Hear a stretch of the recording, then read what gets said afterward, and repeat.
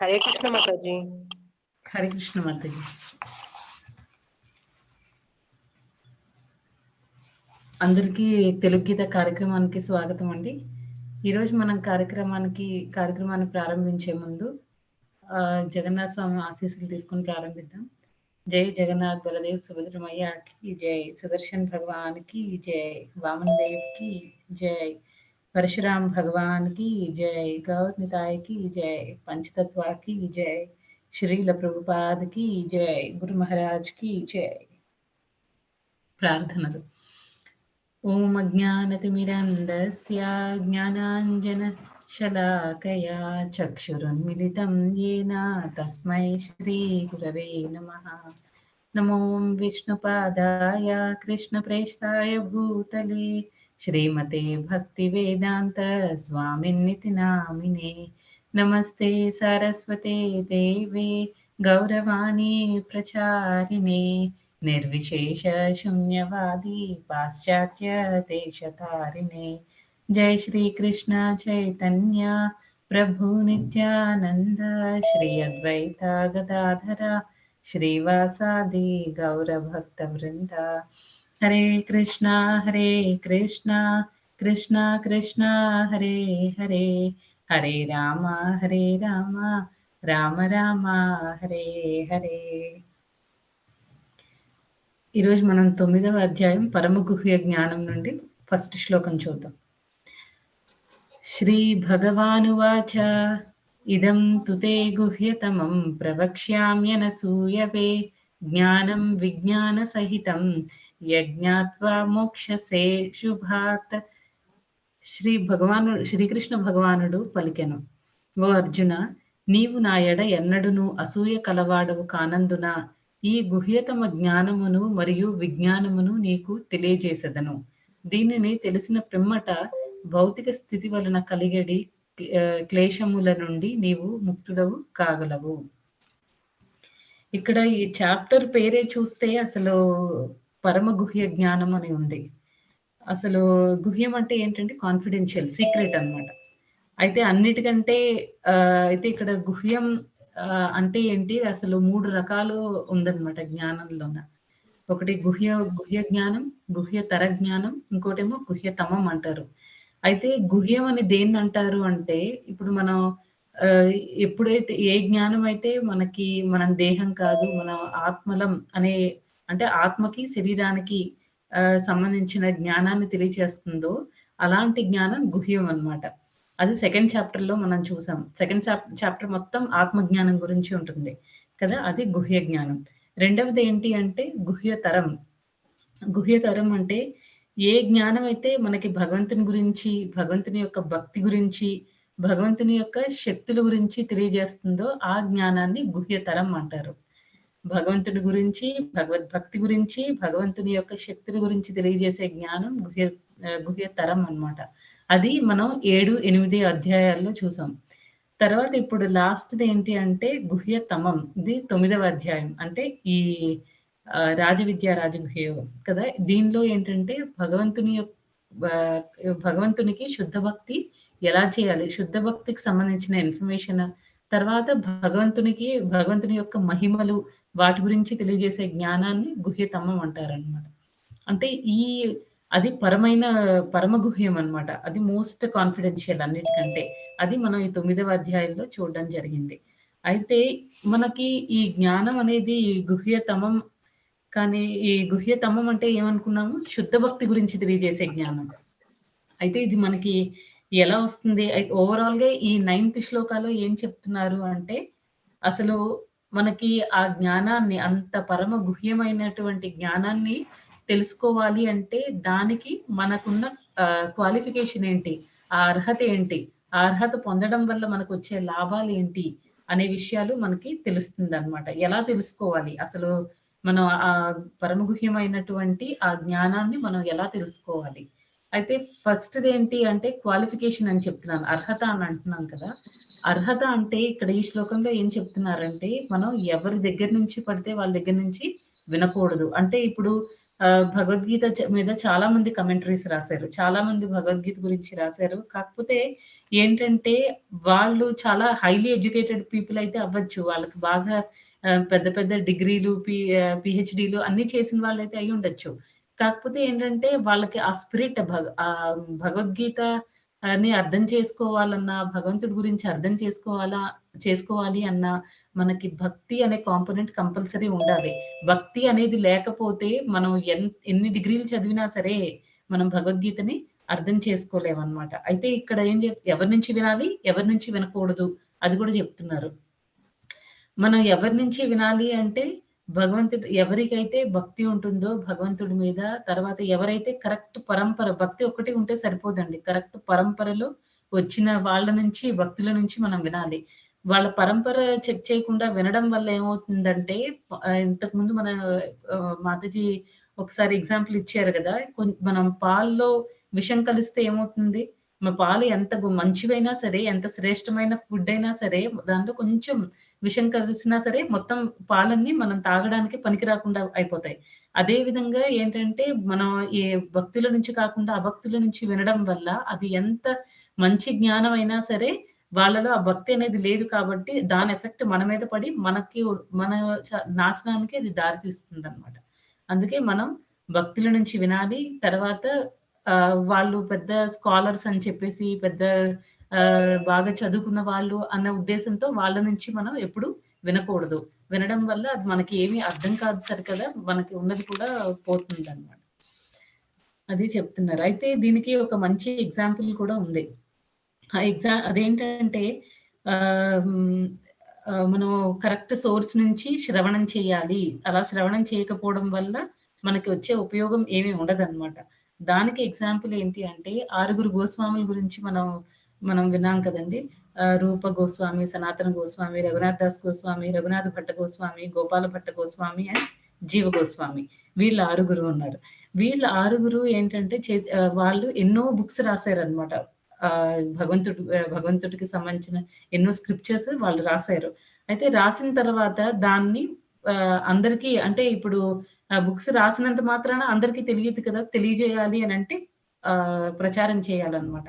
ఆ ప్రచారం చేయడానికి ఆ ఆరుగురు గోస్వాముల నుంచి ఆ బుక్స్ ఎవరెవరు తీసుకున్నారంటే నరోత్తమ్ దాస్ ఠాకూర్, శ్యామానంద పండిత అండ్ శ్రీనివాస ఆచార్య. వీళ్ళు ముగ్గురు ఆ బుక్స్ తీసుకొని ఇప్పుడు మనకి చూడండి మనం ఇంట్లోనే ఉంటున్నాము. ఒకప్పుడు మనకి భగవద్గీత గురించి అందరిళ్ళల్లో భగవద్గీత అయితే ఉండేది కానీ, మనకి ఆ భగవద్గీత ఎందుకు చదువుతున్నామో తెలియకుండా చదివేవాళ్ళం. కానీ ఇప్పుడు అంటే ఇస్కాన్ వచ్చిన తర్వాత ఇస్కాన్ డివోటీస్ అన్నీ నెక్స్ట్ మంత్ మనకి బుక్ మారథాన్ ఉంది కదా! బుక్ డిస్ట్రిబ్యూషన్ మారథాన్ ఉంది. ఆ టైంలో ఏంటంటే డివోటీస్ అందరూ వాళ్ళకి ఎంత ఆఫీసుల్లో వర్క్ ఉన్నా, ఇళ్లల్లో పనులున్నా అన్నీ చేసుకొని, అన్నీ ఒక సిస్టమాటిక్‌గా చేసుకొని ఆళ్ళు బయటకొచ్చి మన దగ్గరలో ఉన్న టెంపుల్‌కొచ్చి మనకి భగవద్గీత ఇస్తున్నారు. తర్వాత దగ్గరలో మన ఏరియాలో ఎక్కడెక్కడ క్లాసులు జరుగుతున్నాయో ఆ ఇన్ఫర్మేషన్ ఇస్తున్నారు. అంటే ఏంటి వాళ్ళు ప్రచారం చేస్తున్నారనమాట. అదే రకంగా వీళ్ళు ముగ్గురు నరోత్తమ్ దాస్ ఠాకూర్, శ్యామానంద పండిత అండ్ శ్రీనివాస ఆచార్య. వీళ్ళు కూడా ఏంటంటే ఆ బుక్స్ తీసుకొని వాళ్ళు బుక్ డిస్ట్రిబ్యూషన్‌కెళ్లారనమాట. అంటే ప్రచారం చేయడానికి బయటికి వెళ్లారు. బయటికి వెళ్ళి తర్వాత వాళ్ళేమో అందరికి ప్రచారం చేయడానికని ప్రయాణం అయ్యారు. అయితే ఈ లోపల అదే టైంలో బీర్ హంబీర్ అని చెప్పేసి ఒక రాజు ఉండేవాడంట. ఆ రాజు ఏంటంటే ఆయనకి చాలా విచిత్రమైన మనిషి ఆయన. ఆయన పగలంతా రాజులాగా ఉంటాడు. రాత్రయ్యేసరికి దొంగలాగా అయ్యి అందరి దగ్గర నుంచి అన్నీ కొల్లగొట్టేస్తూ ఉంటాడనమాట. అయితే ఇంకొకటేంటంటే ఆయనకున్న ఒక మంచి గుణం ఏంటి అంటే రోజు భాగవతం వింటూ ఉంటారంట. భాగవత శ్రవణం చేస్తూ ఉంటారు. కాకపోతే అక్కడ ప్రాబ్లమ్ ఏంటి అంటే ఆ రాజు భాగవత శ్రవణం అనేది ఎవరి నుంచి తీసుకుంటున్నారు ఆ జ్ఞానం అంటే అభక్తుల నుంచి తీసుకుంటున్నారు. ఆయనకి జ్ఞానం ఇచ్చేవాళ్ళెవరు భక్తులు కారు. అయితే ఇలా ఉందన్నమాట రాజు పరిస్థితి. ఆయన దగ్గర కొంతమంది ఆస్ట్రాలజీ చెప్పేవాళ్ళు కూడా ఉన్నారన్నమాట. జ్యోతిష్యం చెప్పేవాళ్ళు. వాళ్ళేం చేస్తూ ఉంటారంటే రాజుకి ఇన్ఫర్మేషన్ ఇస్తూ ఉంటారు. ఎక్కడ ఎవరైనా ఫారెస్ట్‌ల నుంచి అలాగే ఎవరైనా విలువైనవి ఏవైనా తీసుకొని వెళ్తూ ఉంటే వాళ్ళు చెప్తారు. వీళ్ళ దగ్గర ఇదుంది అని చెప్పేసి. రాజు ఏం చేస్తారు పగలంతా రాజులా ఉంటారు. రాత్రి అయ్యేసరికి దొంగతనం చేయాలనే కోరికొస్తుందా ఆయనకి ఆయనేమో వాళ్ళ దగ్గరికి వెళ్ళి అవి దొంగతనం చేసుకొని వచ్చేస్తూ ఉంటారు. అయితే వీళ్ళు ముగ్గురు ఉన్నారు కదా! మన first book distributors Narottam Das Thakur, Shyamananda Pandit and Srinivasa ఆచార్య. వీళ్ళు ముగ్గురు కూడా ఆ బుక్స్ అన్నీ తీసుకొని గోస్వాములు రాసిన బుక్స్ అన్నిటిని తీసుకొని ప్రచారం చేయడానికని వాళ్ళు వస్తూ ఉంటారు. ఒక ప్లేస్‌కొచ్చిన తర్వాత వాళ్ళు అక్కడ రెస్ట్ తీసుకుంటారనమాట. పడుకొనుంటారు. వాళ్ళు నిద్రపోతున్న టైంలో ఈ ఆస్ట్రాలజర్స్ చెప్తారనమాట. జ్యోతిష్యం చెప్పేవాళ్ళు చెప్తారు రాజుకి. ముగ్గురున్నారు ఆ పర్టిక్యులర్ అడవిలో. వాళ్ళ దగ్గర చాలా వాల్యుబుల్ జ్యువెల్స్ ఉన్నాయి. అంటే చాలా విలువైనవి అన్నీ ఉన్నాయి వాళ్ళ దగ్గర. మీరు వెళ్లి తీసుకోవచ్చు అనేసి. అప్పుడేం చేస్తారంటే ఇంక రాజు ఆ రాత్రి టైంలో వెళ్లి ఆ బుక్స్ అన్నీ తీసుకొని అన్నీ ఆహ్, తీసుకొని వచ్చేస్తారనమాట. తీసుకొని వచ్చేసిన తర్వాత ఇంకా తర్వాత ఈ నరోత్తమ్ దాస్ ఠాకూర్, శ్యామానంద పండిత వీళ్ళేమో చాలా బాధపడతారు. అయ్యో! ఇదేంటి మనం ఇంత కష్టపడి తెచ్చి ప్రచారం చేయాలనుకున్న బుక్స్ ఇలా పోయాయేంటి అనుకుని వాళ్ళేం చేస్తారంటే, సరేలే బుక్స్ లేకపోయినా పర్వాలేదు. మనం ప్రచారం చేద్దాం అని చెప్పేసి వాళ్ళిద్దరూ వెళ్తారు. కానీ ఈ శ్రీనివాస ఆచార్య ఏం చేస్తారంటే, మనం బుక్స్ లేకపోతే ఎలాగో, ఎలాగైనా సరే ఆ పోయిన బుక్స్‌ని మళ్ళీ తేవాలి అన్న ఉద్దేశంతో ఆయన ఏం చేస్తారంటే, వెతకడం స్టార్ట్ చేస్తారు. అలా వెతుకుతూ వస్తూ ఉంటే ఒక దగ్గర ఈ రాజుగారి దగ్గరికొచ్చేసరికి అంటే రాజు ప్యాలెస్ దగ్గరికొచ్చేసరికి ఆయనేమో ఆ భక్తుల నుంచి ఈ భాగవత శ్రవణం అనేది చేస్తూ ఉంటారనమాట. ఎప్పుడైతే ఆచార్య అది చూస్తారో ఆయన అది వినలేకపోతారనమాట. వాళ్ళు చెప్పే కమెంటరీ భాగవతం గురించి, కృష్ణుడి గురించి వాళ్ళు ఇచ్చే నాలెడ్జ్ ఎందుకంటే అభక్తులు ఎప్పుడైతే భగవంతుడి గురించి మాట్లాడతారో, వాళ్ళకి భక్తి అనేది ఉండదు. దేవుడి గురించి ఏం తెలీదు. అయినా సరే మాట్లాడుతూ ఉంటారు. అలాంటి వాళ్ళని మూర్ఖులంటారనమాట. వాళ్ళ అలాగా భగవంతుడి గురించి పూర్తిగా తెలియకుండా ఏదేదో చెప్తూ ఉంటారు. అయితే అది ఈయన ఇంకా భరించలేక ఏం చేస్తారంటే మధ్యలో ఆయన ఇంటర్ఫియర్ అయ్యి అది ఆపేసి ఆయన చెప్పడం స్టార్ట్ చేస్తారనమాట. వాళ్ళని బాగా ఖండిస్తారు. ఇలా కాదు ప్రతి దానికి ఆయన ఆపుతారనమాట వాళ్ళని. ఆపేసి అప్పుడు ఆయన చెప్పడం స్టార్ట్ చేస్తారు. రాజు బాగా ఇంప్రెస్ అవుతారనమాట. రాజు అడుగుతారు ఇంక శ్రీనివాసాచార్యని. మీరిక్కడే ఉండి మాకు ఆ జ్ఞానాన్ని ప్రసాదించండి అనేసి. ఇంకా ఏంటంటే ఆ రోజు ఈ శ్రీనివాసాచార్య మంచి భక్తులు. ఆయన నుంచి ప్రతిరోజు రాజు వింటూ ఉండేసరికి ఆ లోపల నుంచి ఆయన హృదయం అనేది ట్రాన్స్‌ఫార్మ్ అవ్వడం స్టార్ట్ అవుతుందనమాట. మార్పనేది ఆయన హృదయం ఆహ్, మార్పు చెందుతూ ఉంటుందనమాట. లోపలంతా ఆహ్, ఎన్నో సంవత్సరాల నుంచి ఉన్న కంటామినేషన్స్ అన్నీ పోతాయి. పోయి ఆయన స్లోగా మంచిగా తయారవ్వడం స్టార్ట్ అవుతుందనమాట. అప్పుడు ఆయన చెప్తారు.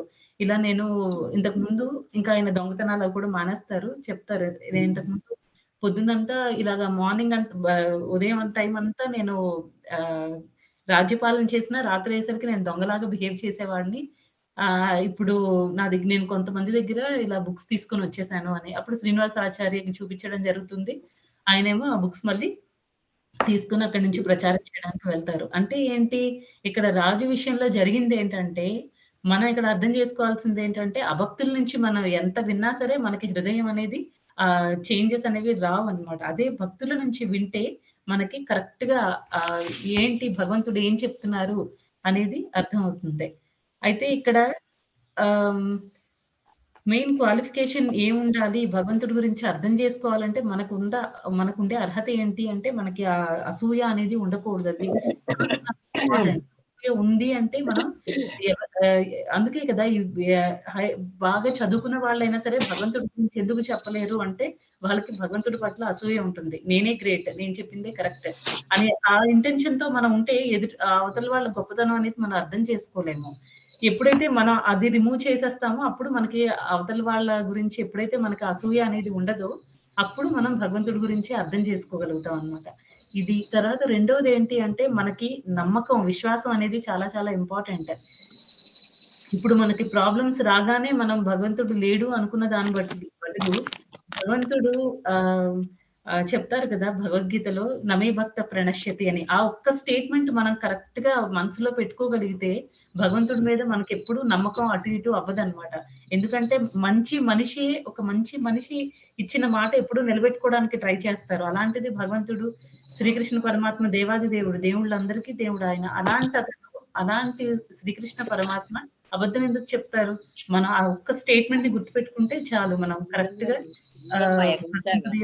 భగవంతుని పట్ల మనకెలాంటి అసూయ లేకుండా భగవంతునికి భక్తి చేయగలుగుతాం అన్నమాట. అది. నెక్స్ట్ ఇలా చేయడం వల్ల అంటే భగవద్భక్తి చేయడం వల్ల మనకి కరెక్ట్ పర్సన్ నుంచి కరెక్ట్ వాళ్ళ నుంచి ఎవరైతే ఇక్కడ అనసూయవే అనే వర్డ్ యూజ్ చేశారు కదా, అంటే అసూయ లేని వాళ్ళ నుంచి ఎప్పుడైతే మనం వింటామో అప్పుడు ఏమవుతుందంటే మనకి 2 లాభాలు వస్తాయన్నమాట. ఒకటి ఏంటి అంటే మనకి ఆధ్యాత్మికంగా పురోగతి చెందుతాం. ఇక్కడ ఎవరైతే ఎక్కువ భగవంతుడి గురించి వింటూ ఉంటారో వాళ్ళ ప్రోగ్రెస్ అనేది చాలా ఫాస్ట్‌గా ఉంటుందన్నమాట. మనం చదివినా మనకి కొన్ని సార్లు మనం మర్చిపోతాం. కానీ అది మనం విన్నదేంటంటే మనకి మనసుకి శ్రద్ధగా వినాలి. ముందు క్లాసుల్లో చూసాం కదా! 3 రకాలైన శ్రవణాలుంటాయి అని. అందులో మనం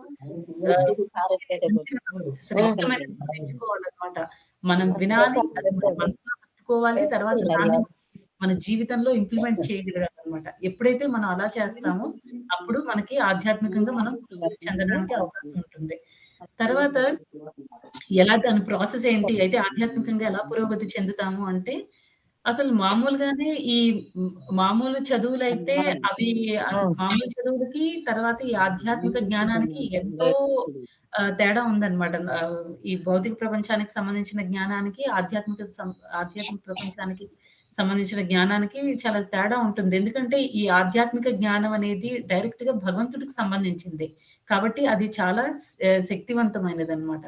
తర్వాత మనం దాన్ని ఎలాగ అర్థం చేసుకుంటాము? అయితే ఆ భగవంతుడి జ్ఞానాన్ని మనం ఎలా అర్థం చేసుకోవాలి అంటే భక్తుల యొక్క సాంగత్యంలో తెలుసుకోవాలి అని అంటున్నారు. అయితే భగవద్గీత 10వ అధ్యాయం 9వ శ్లోకం.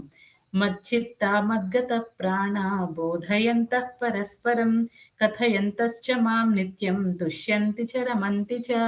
భక్తులనే వాళ్ళు ఎలా ఉంటారు అంటే వాళ్ళు మచ్చిత్త వాళ్ళ మనసుని తర్వాత వాళ్ళ ప్రాణాన్ని భగవంతునికి సరెండర్ చేస్తారనమాట. సరెండర్ చేసి ఏం చేస్తారు? బోధయంత పరస్పరం. వాళ్ళెప్పుడైనా ఇద్దరు భక్తులు కలిసారు అంటే వాళ్ళెప్పుడు ఒకళ్ళకొకళ్ళు భగవంతుని యొక్క జ్ఞానాన్ని ఇచ్చిపుచ్చుకుంటారు. అంతే కాకుండా కథయంతశ్చ మాం నిత్యం అంటున్నారు. ఎవరైతే నిత్యం భగవంతుడి గురించి మాట్లాడుతూ ఉంటారో డిస్కస్ చేయాలి ప్లస్ మాట్లాడుకోవాలి. ఎలా ఉంటారు అంటే ఎప్పుడు తుష్యంతి చ రమంతి చ.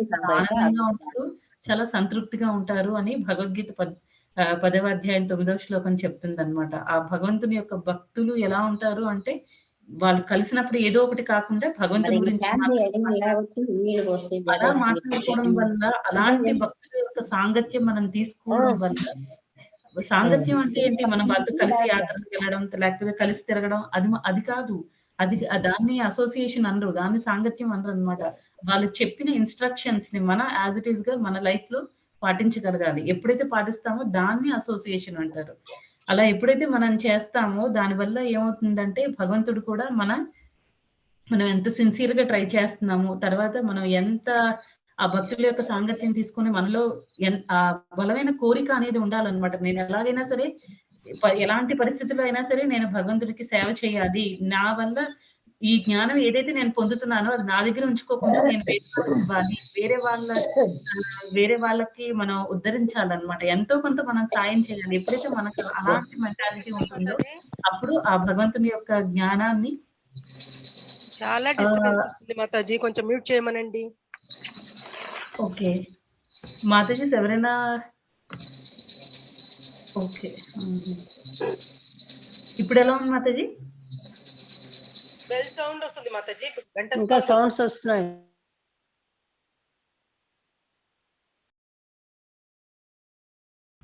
ఇప్పుడు ఓకే కదా మాతాజీ? ఓకే మాతాజీ. ఓకే అండి. ఓకే. ఓకే. ఎప్పుడైతే మనం భగవంతుని గురించి అలా వినడం చేస్తామో పదే పదే మనం దేని గురించి భగవంతునికి బాగా సేవ చేయాలి అనే కోరిక ఎప్పుడైతే మనకి స్ట్రాంగ్ గా ఉంటుందో అప్పుడు భగవంతుని యొక్క జ్ఞానాన్ని అర్థం చేసుకోవడానికి కావలసిన బుద్ధిని భగవంతుడు మనకి ప్రసాదిస్తారనమాట. అది ఫస్ట్ లాభం. ఫస్ట్ లాభం ఏంటి అంటే మనం ఆధ్యాత్మికంగా పురోగతి చెందుతాం. రెండవది ఏంటి అంటే మనకి భౌతికంగా ఉన్న కోరికలన్నీ పోతాయన్నమాట. భౌతికంగా ఉన్న కోరికలు ఎప్పుడైతే మనం ఈ జ్ఞానాన్ని సంపాదించుకుంటామో అప్పుడేమవుతుందంటే మనకి నాకు ఏవైనా భౌతికపరమైన ఏమైనా కోరికలుంటే అవన్నీ స్లోగా ఇంకా అవంతా మనకంత ఇంపార్టెంట్ అనిపించదు.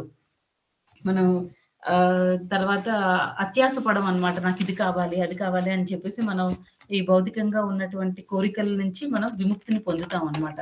అలాంటి వాళ్ళు ఎవరైతే ఈ భౌతిక కోరికలన్నిటి నుంచి ముక్తిని పొంది కంప్లీట్‌గా భగవద్భక్తిలో ఉంటారో వాళ్ళ గురించి భక్తి రసామృత సింధులో రూప గోస్వామి ఏం చెప్తున్నారంటే, అలాంటి వాళ్ళు ఆల్మోస్ట్ లిబరేట్ అయిపోయినట్టే, ముక్తిని పొందినట్టే అని చెప్తున్నారనమాట. ఇహ ఇహ యస్య హరేర్దాస్యే కర్మణ మనసాగిర నిఖిలా స్వాతి అవస్థాసు జీవన్ముక్తస్స ఉచ్యతే అని చెప్తున్నారు రూప గోస్వామి భక్తి రసామృత సింధులో. ఎప్పుడైతే మనిషి ఈ భౌతిక ప్రపంచంలో ఉన్న కోరికల నుంచి ముక్తిని పొంది ఇహ యస్య హరేర్ దాస్య భగవంతునికి అంటే కృష్ణుడికి హరికి సేవ చేయాలి. ఎలా సేవ చేయాలి? కర్మణ మనసాగిర మన కర్మలతో మనసుతో ఎప్పుడైతే మనం భగవంతునికి భక్తి చేయాలి అని అనుకుంటామో, సేవ చేయాలని అనుకుంటామో, అప్పుడు ఏమవుతుందంటే మనం స్ట్రాంగ్‌గా ఫిక్స్‌డ్‌గా అలా ఉంటాము. జీవన్ ముక్తస్స ఉచ్యతే. అప్పుడు మనం ముక్తిని పొందినట్టే అని చెప్తున్నారనమాట. తర్వాత ఇంకా ఈ 9వ అధ్యాయంలో లాస్ట్ కంక్లూజన్‌లో ప్రభుపాద ఏం చెప్తున్నారంటే పర్పట్‌లో భాష్యంలో ఇదం జ్ఞానం అని చెప్తున్నారనమాట. ఇదం జ్ఞానం అంటే ఈ నవవిధ భక్తుల్ని రిఫర్ చేస్తుందనమాట ఈ పర్టిక్యులర్ పాయింట్. ఎప్పుడైతే మనం నవవిధ భక్తి చేస్తామో అప్పుడు ఏం జరుగుతుందంటే స్లోగా అంటే 9 రకాలు చేయాలా అంటే అవసరం లేదు. మనం ఏది చేస్తున్నామో దాన్ని పర్ఫెక్ట్‌గా చేయాలి. సపోజ్ మనం శ్రవణం ఎక్కువ చేస్తున్నాం అనుకోండి, ఇంకా ఎక్కువ శ్రవణం చేస్తూ ఉండాలి. జపం చేస్తూ ఉంటే దాన్ని ఎక్కువ చేయాలి. అలా చేయడం వల్ల ఏమవుతుందంటే స్లోగా మన హృదయంలో ఉన్న ఎన్నో జన్మల నుంచి పేరుకుపోయిన ఆ కంటామినేషన్స్ అనే కలుషితాలన్నీ స్లోగా పోయి దాని ప్లేస్‌లో మనకేంటంటే ఆధ్యాత్మిక జ్ఞానం వస్తుంది. తర్వాత మనం ఓకే. ఇది ఆధ్యాత్మిక జీవితానికి సంబంధించిన కార్యక్రమాలు ఇవి చేస్తే మనకి ఇంకా అటాచ్‌మెంట్స్ ఎక్కువొచ్చేస్తాయి. ఇవేమో స్పిరిచ్యువల్ యాక్టివిటీస్ అంటే మనకి ఆధ్యాత్మిక యాక్టివిటీస్ ఎక్కువ ఆధ్యాత్మిక కార్యక్రమాలు ఇవేమో భౌతిక కార్యక్రమాలు అనే విషయాలు మనకు అర్థమవుతాయన్నమాట. భౌతికంగా మనం ఎక్కువ చేసామనుకోండి అటాచ్‌మెంట్స్ ఎక్కువైపోతాయి. మన కర్మబంధనాల్లో చిక్కుకొని ఇక్కడే ఉండిపోతాం. భగవంతుని గురించి మనం ఎక్కువ అర్థం చేసుకోలేమనమాట. ఈ విషయాలన్నీ మనకి స్లోగా ఒక్కొక్కటి అర్థమవుతూ ఉంటాయి. భగవంతుని యొక్క తత్వం ఏంటి అర్థమవుతుంది. దేవుడికి ఏమిష్టం అంటే కృష్ణుడికి ఏమిష్టం ఉండవు. ఇలాంటి విషయాలన్నీ మనకి తెలుసుకోవడానికి ఛాన్సెస్ ఉంటాయి. అది అన్నమాట. మొత్తానికి దీనిలో ఏంటంటే అర్హత ఏంటి? భగవంతుడి పరమ గుహ్యమైన జ్ఞానాన్ని అర్థం చేసుకోవడానికి కావాల్సిన అర్హత ఏంటి? తెలుసుకున్నాక మనకొచ్చే లాభాలేంటి? ఇలా ఈ విషయాలన్నీ మనకి ఈ శ్లోకంలో ఫస్ట్ శ్లోకంలో చెప్పారనమాట. ఇంకా హియరింగ్ ప్రాసెస్ అనేది ఎంత ఇంపార్టెంట్ ఇలాంటివన్నీ చెప్పారు. నెక్స్ట్ శ్లోకాలు కంటిన్యూషన్ ఉందనమాట. అంటే ఇంకా ఈ పరమ గుహ్యమైన జ్ఞానం ఇంకా ఎలా తెలుసుకోవచ్చు? ఏం చేయాలి? అనే విషయాలన్నీ ఎవరికైనా ఏమైనా డౌట్స్ ఉంటే క్వెషన్స్ ఉన్నా అడగండి. హరే కృష్ణ. హరే కృష్ణ మాతాజీ. క్లాస్ చాలా బాగుంది. మంచి ఎగ్జాంపుల్స్ ఇచ్చారు. హరే కృష్ణ మాతాజీ. మంచిగా అనిపించింది మాతాజీ. హరే కృష్ణ. ఏంటి Mataji next month book distribution ఉందా మాతాజీ? ఏమో ఎగ్జాంపుల్. అవును మాతాజీ. ఈ ఇయర్